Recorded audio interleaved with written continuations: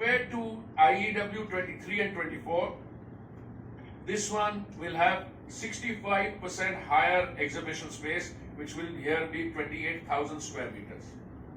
That's 65% more than last year. 105 conference sessions, which is 24% higher than 23 and 15% higher than last year. More than 70,000 delegates. By the way, this is not an event on which the government is spending money. Let's be very clear, it's not. When you see it promoted, the organization of this event is so structured that economic entities in India and outside will ask for exhibition space. They will ask for facilities. Now, Yashobhumi ka kitna hai total size? We've had to go beyond that in German tents. Yes, sir.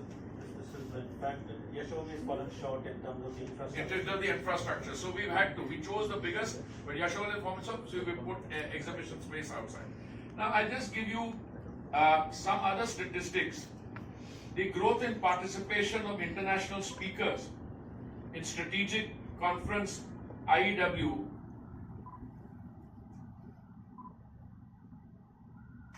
%48% as against 33%. I mean, I'm talking about the participation of international speakers. The event will see participation of 20 ministerial level participants, foreign ministers, deputy ministers.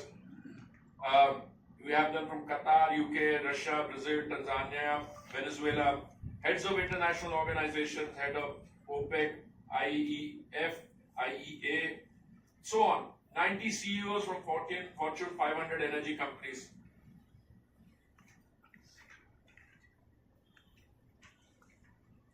Will feature the Avinya Energy Startup Challenge 2.0. The winners will be announced there. Ujana Moka Private Limited, so I won't go into that now. Vasudha, which is a global challenge for upstream startups in oil and gas, 17 overseas entries received. Top 2 startups will get it. Pavilions and zones. We've got 10 country pavilions. The biggest is, I think, the United States with 246. Sorry, USA. Okay, sorry. Germany is even bigger, 324 square meters. USA is 246. Norway is 236.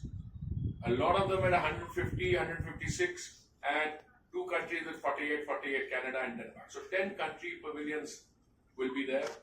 There will be 8 thematic zones with areas ranging from 350 square meters to 1951 square meters.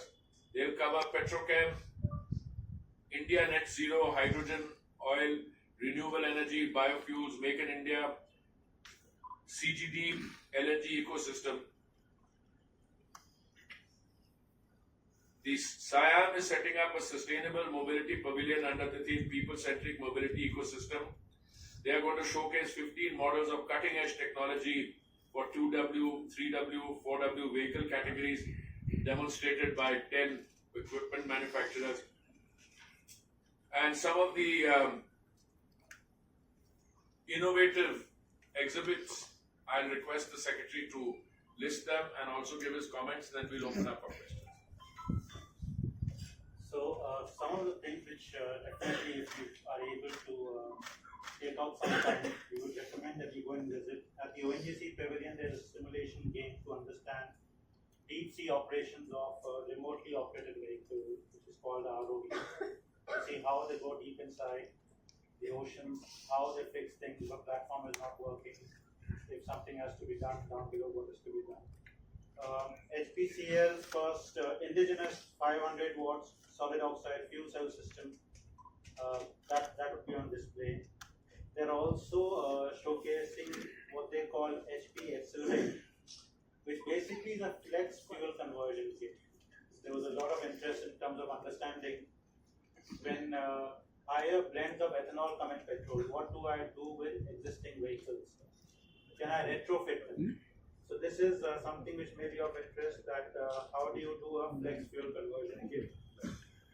Particularly for older, even older version of two-wheelers, can you put something that should be recommended, something you can look at. BPCL will be showcasing an ATM for LPG, which means that instead of a 14.5 kg cylinder, how can you go to an ATM and get LPG for almost like a sachet for LPG. How would you get that? They have a working model of tidal waves. There is from OIL, there is a digital monitoring of real-time drilling operations. EIL is talking about how they are going to be using geothermal energy at Leh Airport. So we'll just be doing geothermal exploration in Ladakh, and they talk about this. CSIR will be displaying India's first e-tractor, which they have developed. In fact, it has traveled over the weekend, especially traveled for this. So these are some of the things which would definitely invite you to have a look at, apart from a hydrogen bus, which will be taking. That is something which is again a highlight, which we should be seeing moving around the campus. In addition, the abstract of the papers, for those of you who are technically minded, there were 2,700 technical papers being presented. The upstream startup challenge this time has been particularly unique because this was open to startups from across the world. And our winners are, there will be obviously from startups from who are competing on a world platform. And that's a new thing. No, thank you very much, Pankaj. Electrolyzer, and it was in collaboration which BPCL had done with BAR. For our submarines, we break up the water stick to produce oxygen to breathe within the submerged platform. So there are a lot of exciting things. There were last year, there were this year. But I also want to tell you one more thing. This is the first energy event of the year. Alright, we are in the month of February, and lots of exciting things are happening in the world. I mean, some of you are more familiar with the daily doses of excitement which we hear from all different parts of the world. Therefore, I think IEW 25, apart from showcasing what can be done in the E&P sector, what can be done in the technology sector, is also a great platform with immense potential to network between companies, between representatives of governments, and you will have all shades of opinion of policymakers who have a very important role to play. I mean, I'm not saying we've got the people who are to actually take the decision, but people close to them. We have a very strong US IBC delegation. We have, we'll have a session with them, with their CEOs.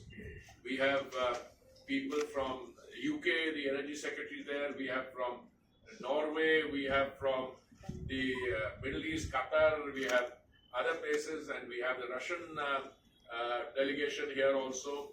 I met the Russian minister a few days ago. And so it's a place where a lot of what's happening in the world can also be discussed. And I think that's what makes it special. But more than that, I wanted to tell you that I am particularly keen that this message reaches out wide. It goes to our students. We have a lot of emphasis on students from the technical institutes, IITs coming. It reaches the younger minds. I remember when I was a few years old, if I went to the Pragati Maidan and saw an exhibition, something stuck in your mind. But here, advances in technology are being made, cutting edge advances which are taking place. And therefore, I think it's very important that, and this exhibition is open, free to everybody. The technical sessions cannot, because you cannot have more than 500 or 1,000 people in a room, because if you do that, then it'll become beyond control. So the technical sessions some of them are under, by invitation. But please spread the message. There's a beautiful metro system. When I travel from here to Yashobhumi, I take the metro. It's about 17-18 minutes from Shivaji Stadium to Yashobhumi.